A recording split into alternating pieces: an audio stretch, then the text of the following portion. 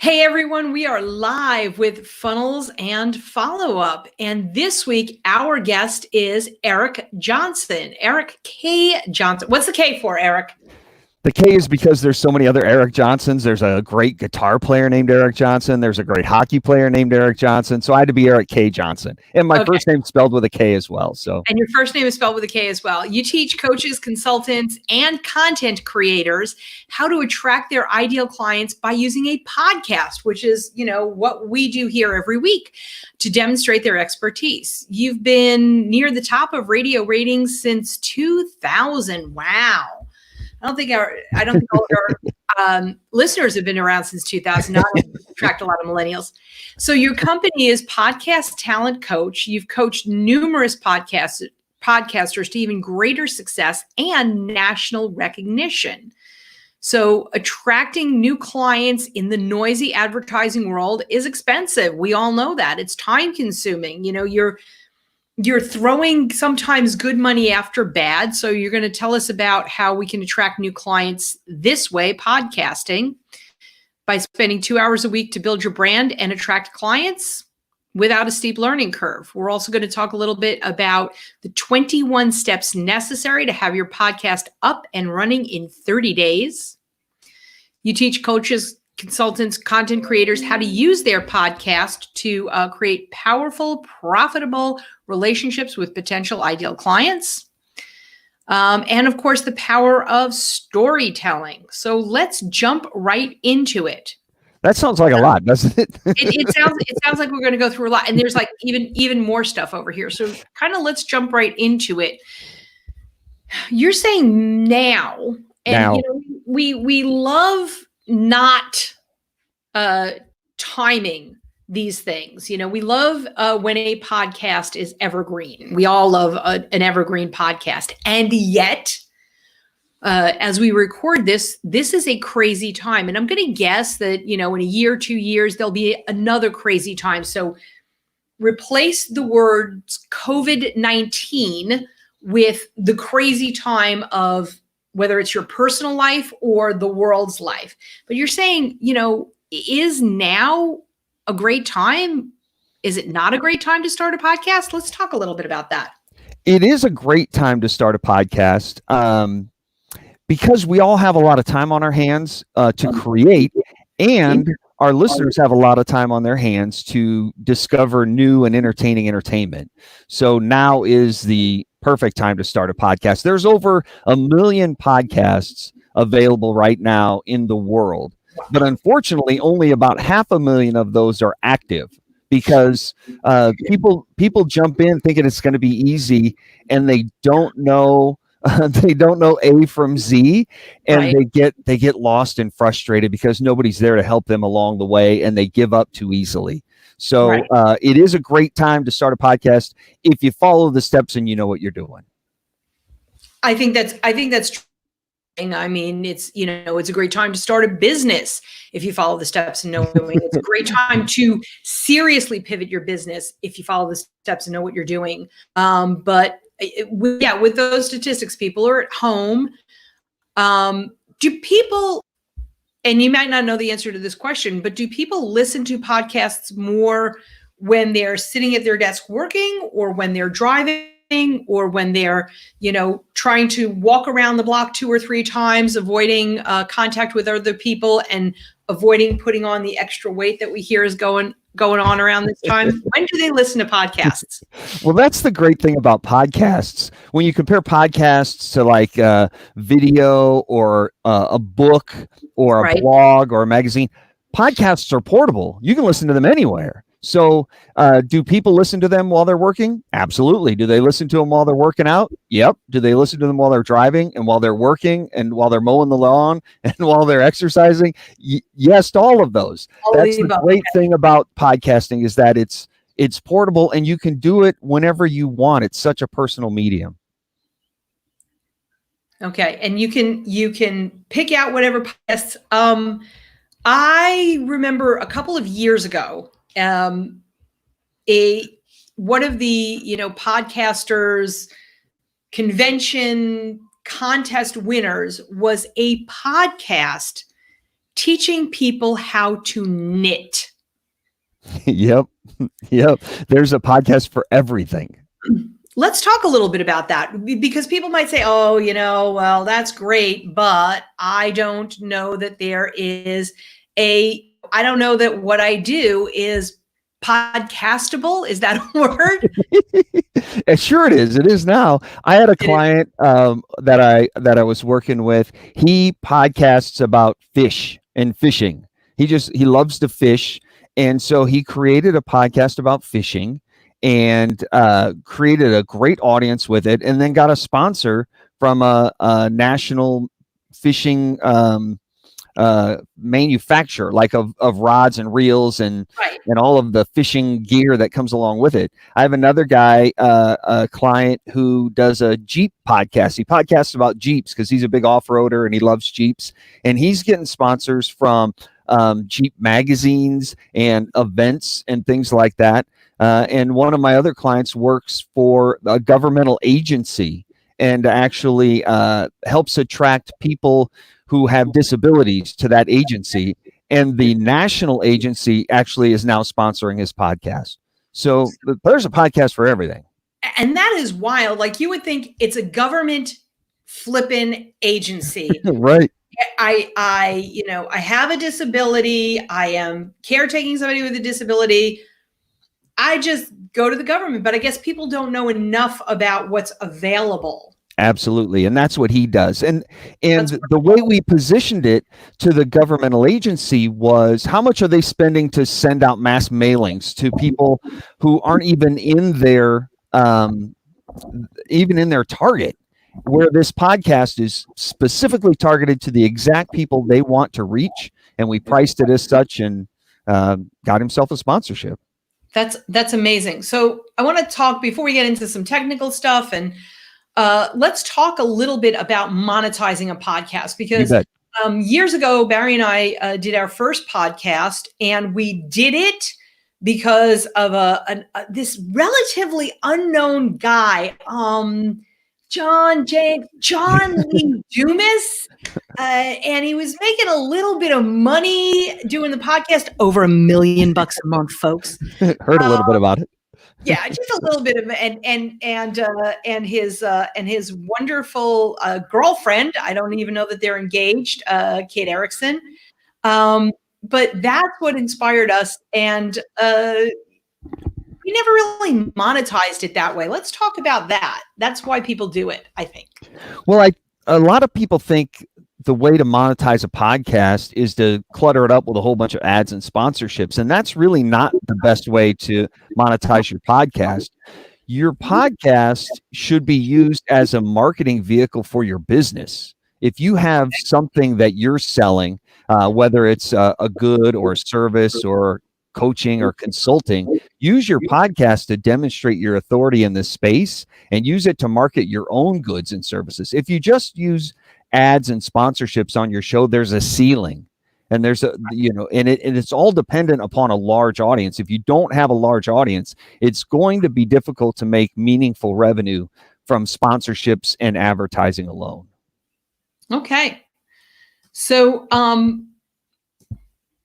let's talk a little bit more about the real reason why you want to have a podcast, the real reason why you want to, go through this each week, each, however often. How often should we? I'm all over the place. The nuns used to write about me in the report card, and it wasn't pretty. How often should you do a podcast? Let's start with that. Well, weekly podcast is ideal. Daily podcast is difficult because it takes a lot of time to create a daily show. Right. That has to be your sole focus if that's what you're going to do. If it's less than weekly, you have a tough time attracting an audience, because people are creatures of habit. They get used to coming to listen to your show on whatever day they listen. I mow my yard every Saturday, so that's the day I listen to the podcast. Or, I listen to the podcast on Mondays when I go to the gym. That's the day I listen to the podcast. That's the great thing about podcasts, is they can listen on their terms. So it doesn't matter what day you publish, they're going to listen on the day that makes sense for them. So my favorite podcast is published every Friday. I listen every Sunday because that's when I'm working in the garage. So Okay. they listen on their time, and they're creatures of habit. So if you're publishing every week, they get in the habit of listening to you every week of the same day. Okay. So it doesn't matter when you publish, just as long as when your listeners are listening, there's something new to listen to. Absolutely. So if I'm listening every Sunday and I come and I expect there to be a new episode there on Sunday, when I'm ready to listen, there better be an episode there. It's that consistency. You're creating a relationship with your audience, and you're in their lives every Sunday when they're ready to listen to you. So as long as you create consistency and you're creating that relationship, that's the power of a podcast. We talk so much about funnels here, and the podcast is how you bring people into that funnel. You have to get out and you have to create those relationships with people and get them to know you and like you and trust you to want to enter your funnel. And a podcast is a great way to do that because you're creating that bond. They're getting to know you through the stories that you tell on your podcast. Just like you started getting into talking a little bit about the nuns and about how they used to write about you in the report card. That's how people get to know you. You tell little stories like that, and they go, you know what, that Catherine, I like her. She's just got that little spunk about her, and they start creating that relationship with you, even though you've never met them. When you meet them, they go, I've been listening to you for years. I feel like I know you, like you listen, like you and I could go out for a drink. Like they get that, they build that bond. And that's so powerful when you're trying to bring people into your funnel. You get to demonstrate your expertise in your space, and they get to know you. You get to start the relationship. Just by talking to them through a podcast, just by telling a story, or, but it can't be that sporadic. It can't be that all over the place. So what is a good format? Yeah, because we've got 4.5 hours for you to go over this. But what do you want to ideally accomplish in your podcast? Well, and that's what you need to decide before you hit record. It's on this episode, we're going to talk about these 3 things. And then you need to step back and ask yourself, all right, why are we talking about these 3 things? Where do you want this episode to lead? When your listener gets to the end of the episode, what's next?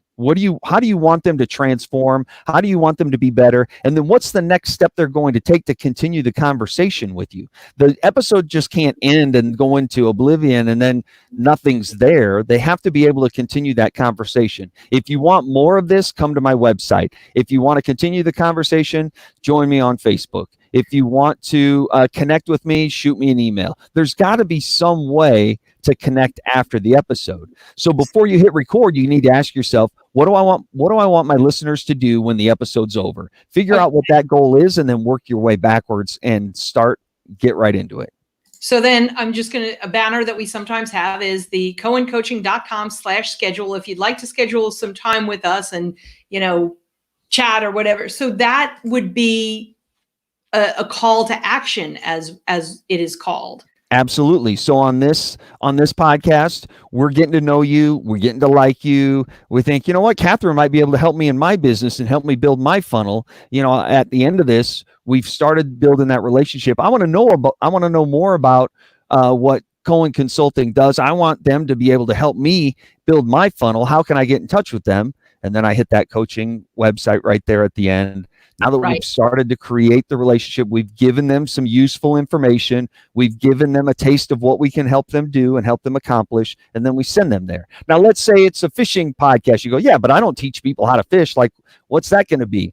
Well, if you have an affiliate program where you're selling the latest reel, in this episode, we might do a comparison test, an A/B test, this reel next to another reel, and how they cast and how they does the string get tangled up and that sort of thing. I don't know much about fishing, but if you do an A/B test to them and you determine that they're both really good, you have an affiliate link on your website, send them over there to buy one of the reels.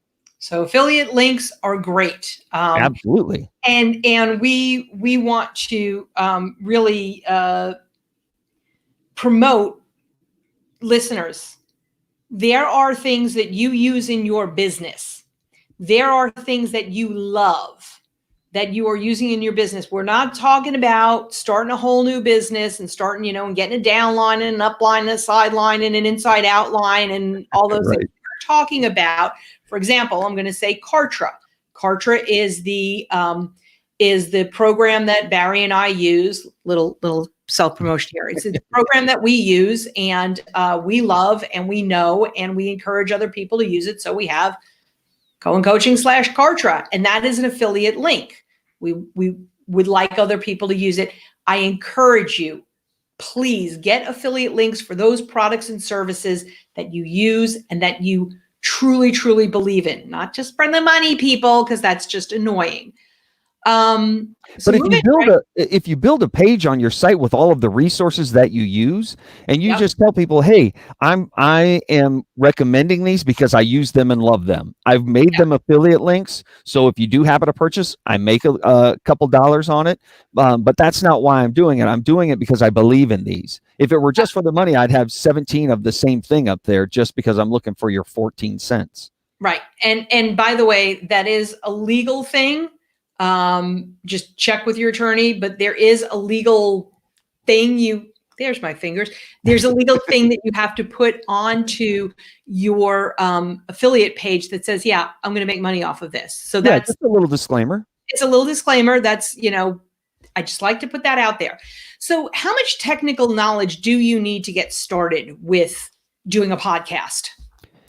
Very little. There's not a lot of people look at it from the outside and think it's a real difficult and technically intensive sort of endeavor. If you can upload a video to Facebook, you can create a podcast. It's really not that difficult. I talk about my 21-step launch process. After you get through those 21 steps and you get your show up and running, you really only have to do 9 of those every week to get your show published consistently. It's really not that difficult. You record it and you edit it, which you've probably done in iMovie, or if you can edit a Word document, you can edit some audio. It's really not that difficult. And then if you can upload a photo to Facebook, you can upload an audio file to Libsyn or whatever hosting service you're going to use. Then you create a blog post and you post it and you're good to go. I mean, it's not that difficult. Easy peasy. And we made it even simpler. We do our podcast live, and what you see is what you get. Right. So many people waste so much time editing. I got to take out every I'm like, why do you do that? Like, people say like, well, leave it in there. It sounds like a real conversation. Here's a tip. A lot of people want to go in and they want to edit out all of the gaps, like the silence when your guest is trying to think of an answer. Leave that in there. It creates this wonderful anticipation with your listeners. Like, they're wondering what's going to happen next. And when you can make your listeners sit on their edge of the seat and wonder what's going to happen next, that's gold. Leave that there. Why would you ruin your discussion by going and taking that out? That's crazy.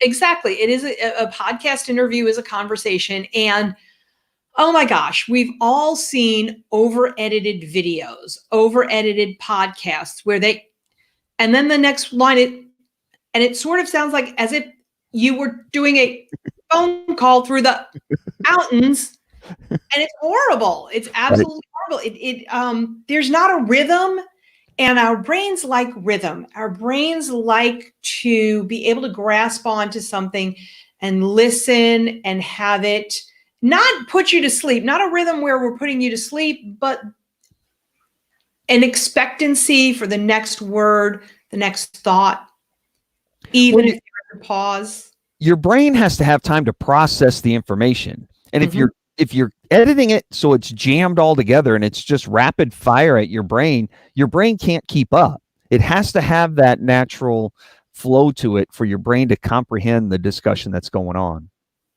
So please stop over editing your podcasts. Yes. Save yourself the time and go do something else. Go promote your podcast instead. Excellent idea. Excellent idea. So, is a podcast better than a blog or a YouTube channel? In some ways, the benefit of the podcast, like we talked about a little earlier, is its portability. I mean, it can go anywhere. Almost everybody has a smartphone on them, and they can get podcasts right there on their smartphone, and you can subscribe to it, and it shows up there every week, and it's there like clockwork, which is fantastic. However, listeners and your consumers, your ideal client, they like to consume content in a way that they like to consume content. Some of them like video, some of them like a blog, some of them like audio, some of them like to experience it one-on-one with you. You need to deliver your content in all of those ways. So my recommendation is create the video just like this, then strip the audio and make it a podcast, then transcribe it and make it a blog, and then upload it to Facebook and put it on YouTube and send it out in your newsletter. So do the work once and use it over 5 or 6 different platforms and save yourself a whole bunch of time, but meet your ideal client on their terms where they want to consume it. Right. We're boys and girls, we're attracting people to us. Don't make it too hard. Right. Don't drive them crazy. If they want to read, give them something to read. If they want to listen, give them something to listen. If they want to watch, give them something to watch. But the trick is use the same content in all of those places. Don't make yourself do more work.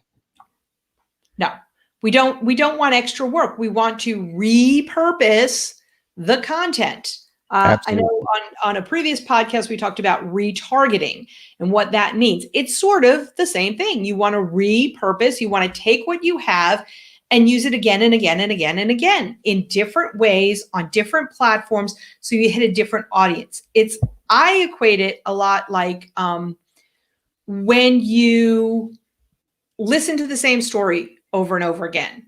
I think church, synagogue, mosque, temple, I'm trying to cover all my bases here, but when you're regularly attending one of those places, and especially cyclical stories that you hear every year, this time of year, we hear this story. And yet we get something out of it because we hear it with new ears. It's kind of the same with your podcast. People will get out of the same video and then audio and then reading it, will get something different each and every time. So make all of those available to your listening audience, to your potential clients, which is what we're talking about. That funnel, that amazing, amazing funnel. Erik. Absolutely. The podcast is the great place to start that relationship and get people to become familiar and become aware of you. Awareness is the starting point. And the most people find out about podcasts through word of mouth. And when you can get others to talk about you and discover your podcast, that's the start of the relationship. That's genius. That's genius. So what is the best way that you have seen a podcaster use their show to attract clients? This I'm really interested in. Well, there's a ton of ways to use your podcast to attract clients. You can demonstrate your expertise and your authority on there. You can demonstrate your coaching by helping people. You can demonstrate your products or your books and that sort of thing. But one of my clients, she only uses her podcast to attract her ideal clients. She finds the corporations that she wants to work with, and she invites that CEO on the show as a guest so she can begin nurturing that relationship right there, rather than saying, hey, can we get coffee this morning so I can pitch you? And then, your ideal clients are putting up the blockade. She reaches out and says, hey, can I invite you on my podcast so we can talk about what you do and talk about your business and your company and how you help people, and we can make you look like a superstar? And then they say, absolutely. They come on the show, and that's how she begins nurturing that relationship. And then a month or two down the road, after she's really helped them and promoted them and driven more clients to that business, then she gets in there in a consultant manner and starts to work with them as a client. She doesn't even care about how many downloads she gets. She's only using the podcast to network with the people that she wants to get close to. That is an amazing idea. That is a great idea. And it is the podcast is ultimately to get information out there, of course, to to help your listening audience or to entertain your listening audience. And you have to have an end in mind. And that is a great demonstration of I have the end in mind. The end is when I call this person up and ask them for business. I mean, obviously it's more complicated than that, but when I call this person up and ask them for business, I've already done something for them. I've already Absolutely. shown them my stuff. I've already shown them what I can do for them and how I can help them. It's almost like the Dream 100 concept, where you're trying to get close to the 100 people that have your ideal clients as their audience so Yep. they can introduce you to their audience. This is a perfect way to do that. Reach out to your Dream 100 and bring them on your podcast and interview them. And all of a sudden, you're starting to make that connection. You're doing something for them. You're exposing them to an audience and helping them promote their book or their business or their course or whatever it is they have. And you're starting to create that relationship. It's a great way to open the door to the Dream 100. Okay, so that's a writer downer. Writer downer. A writer downer, the Dream 100, the 100 people that you want to have influence over, you want to get to, you want that have your same audience. You know, that's the whole concept of joint venture partnerships and working with other people and doing projects together. It's about, I provide this service, you provide this service, different services, but the people underneath that need it, same people. It's complementary services to the same audience. Yeah. Absolutely. Yeah. And that's what, you know, and that's what you want to have. And that's what you want to do. So that Dream 100, that's a great focus for your podcast. Yeah, that concept came about through Chet Holmes in his book, The Ultimate Selling Machine. And it's a great book, but he's got a chapter in there on the Dream 100. And Russell Brunson uses it now, and so many others have taken it and really blown it up. It's a great concept. Rather than trying to find 1 million people, go find the 100 people that are already talking to those 1 million people and get close to them. Yeah. And it is impossible for you to, my opinion, okay, ladies and gentlemen, my opinion, kind of impossible for you to reach out to each and every one of those 1 million people or 100,000 people or whatever and go through the routine, even if you reach out with podcasts, with being interviewed, with any of that stuff, and going through the routine of, hi, I'm Catherine. I'm a business coach. This is what I do. Hi, I'm Erik. I'm a podcast coach. This is what I do. It's kind of impossible. Right. But when I say to my audience, you need a podcast. You want to have a podcast. You want to go out and do this podcast and give the best, the very best of yourself out to potential clients because they can't do it on their own. They'll try and they'll fail and then they'll come back to you.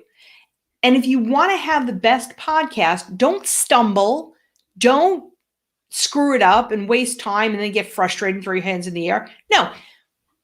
Audience, people who listen to Barry and I, do me a favor, listen to Erik. And that is what this is, that whole concept of the top 100 is all about.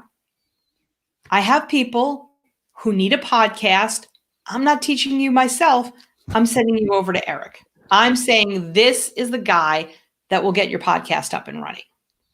Absolutely. And you can use the multiple ways to attract your ideal client. That's just one of them, and demonstrating your expertise. Let's say I have people on, I do, one of my friends does a podcast where every podcast is just a coaching session they do with people in their membership. And they bring them on and they have a coaching session and they say, hey, if you like this and you want to be part of it, here's where you go sign up.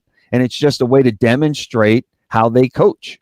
There's so many ways for you to demonstrate what you do and attract your ideal clients with a podcast that there's just no reason to not have one right now. They're so easy and inexpensive to start. Now's the time. Absolutely. And if you don't know what you do is, here's my word again, podcastable, talk to Erik. He will pull out what it is that you do and what the best part to put up on a podcast to show off your talents and your skills. Have you helped a client really transform their podcast? Absolutely. One of my clients came to me. He's an author and he's a consultant. He goes into corporations and helps teams be better listeners. And his whole first season of his podcast, all he did was interviews. he would get on and he would interview these great people. And he came to me after probably about 50 episodes, and he said, it's not doing anything to drive my business. And Yeah. I said, well, yeah, because all you do is talk to them about how great their business is. I don't hear anything about your business. Like, we need to talk about you and your superpower and what you do. Like, and there's ways to do that in an interview. You can, like, in this interview right here, Catherine, you've done a great job telling people that you coach them and how you help them with their funnel. And that's been part of this conversation. Even though you're interviewing me, we've still been able to promote your business in it. He wasn't doing that. He was only talking about them. And at the end of the episode, he would say, here's how you can get a hold of them. And that would be it. And I said, well, wait a minute. What about you? What about your website? Like, and so we took it and we transformed it. And the whole second season was just him telling stories and teaching. And then he would use clips from the interviews to support what he was teaching. He would go back and he would say, oh, Catherine back in episode 43 talked about this. And he would play a clip of that interview and he would teach and he would tell. And all of a sudden he starts getting booked as a speaker and he starts getting more consulting clients. And next thing you know, Apple Podcasts named him one of the 10 best educational podcasts in Australia. Like, it went from 0 to 100. It was phenomenal just because we took the content and we tweaked it a little bit. Right. So there is a method to this madness. There's absolutely a method to starting out with, who do I want to attract? Who is my ideal client? Whose pain point do I serve the best? What is that pain point? And then going into, well, how do I do this? How do I best get it over to my audience? How do I best attract people? So there is a method to this madness. I know when we did our first podcast a number of years ago, it was just, well, we're a couple in business. Let's interview other couples in business. And we made friends and we had great relationships from that. Right. And, the assumption, there was a call to action. If you're a couple in business, the assumption was only couples in business would listen to the show and they would definitely need our coaching. And that's not how it worked, because there was not ever, as you pointed out a few times, there wasn't ever, what do I want as my end result? There was never that. Yeah. What's the goal of the episode? I've been in radio for 30 years. And when I started listening to podcasts, I started thinking, man, if podcasters only had the basics that we've learned in radio to attract an audience and get them to take action with the clients that we have on the air with us, if podcasters could just learn a few of those basics, they would be head and shoulders amongst so many others out there. And so that's really why I went into coaching podcasters, because I saw there was just podcasters didn't know what they didn't know.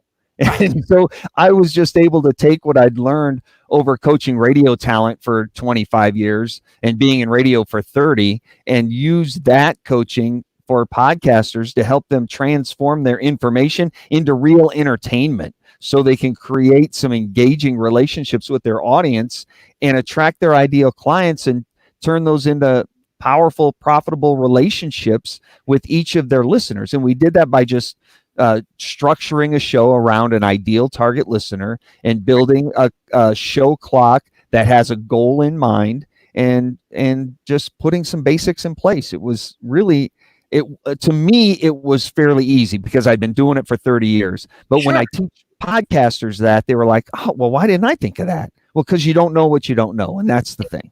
Exactly. And a lot of times with radio, you have a whole team around you. You've got all these people, you've got some people with experience. It's a different set of rules. And yet those rules apply to podcasting. Podcasting has been, still is, a lot of the wild, wild west. So you need to rein it in. You need to figure out who, why, what they need, and then put it together.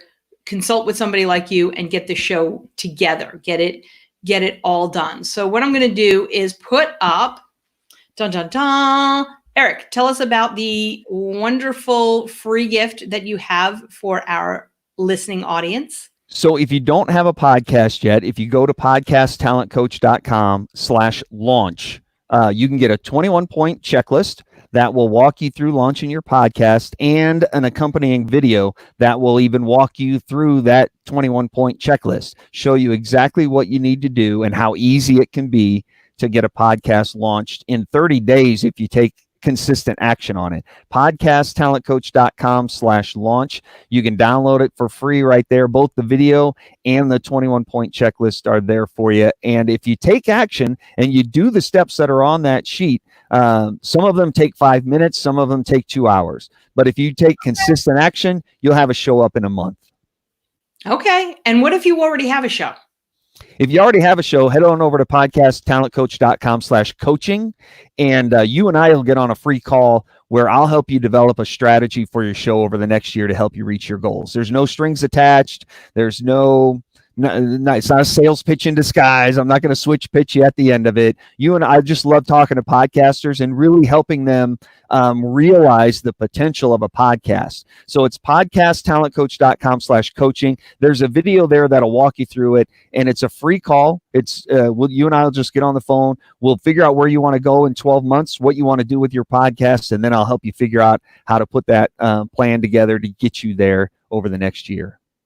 All right. So podcasttalentcoach.com. It's either /launch or /coaching. Absolutely. If you want to figure out, as we always say, who it is that is in fact your ideal client, go to createmyavatar.com. That's a whole checklist and things to think about as to who your ideal client is. It is not anyone and everyone with skin. Right. If your podcast is for everyone, it's for no one. Like you have to go to createmyavatar.com. That's the foundation of your show. If you don't know who you're targeting, you're never going to hit it. So that we have to start there first. Absolutely. Absolutely. So we have a lot of resources for you. We're going to go ahead and put up the resources on the Facebook page, on the YouTube channel, the Cohen Coaching YouTube channel. Erik, any last ideas, thoughts to leave our audience with? Now is the time to start a podcast. Studies show that podcast is growing about 20% a year, which means if we're at 1 million now, it could double in 5 years. How crazy is that? Get in on it. People are listening to podcasts. They're listening to them on a weekly basis. Other studies show that an average podcast listener listens to 6 different podcasts every week. Okay. And why aren't you one of them? Like, get started today. Like, get in, let's go. Right. And it's professional podcasts, it's entertainment podcasts, it's, personal how-to podcasts, everything. So whatever it is that you're doing, do a podcast for it. Erik, thank you so much for being on the show. Catherine, thanks for having me. Tell Barry I said hi. Sorry you couldn't be here today. And I appreciate you having me on.